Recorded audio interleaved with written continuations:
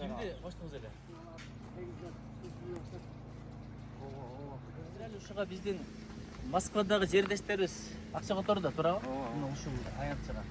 Канча бутан которду ушуга?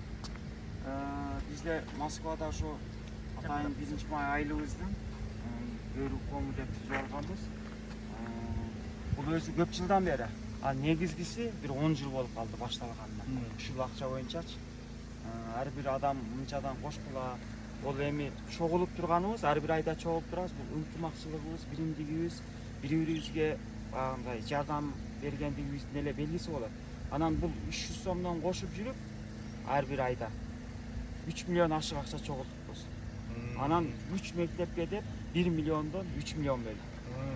3 миллион бөлдүк дагы, анан жетпегенин эме кылабыз дедик.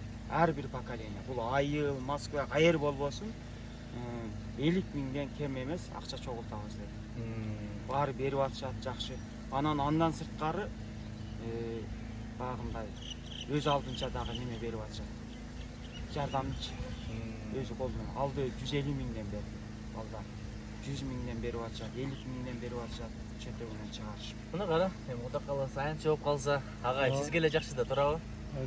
Бизди окуткан агайыбыз физкультурадан, алтында агайыбыз. Волейбол, футбол бар үйрөтө бересиз. Биздин мигранттарга рахмат айткым келип атат. Ошол жакта мисалы тиричилигим, өзүмдүн жашоо, максат табам эле элди журтта ойлой жүргөнү бул чоң нерсе да.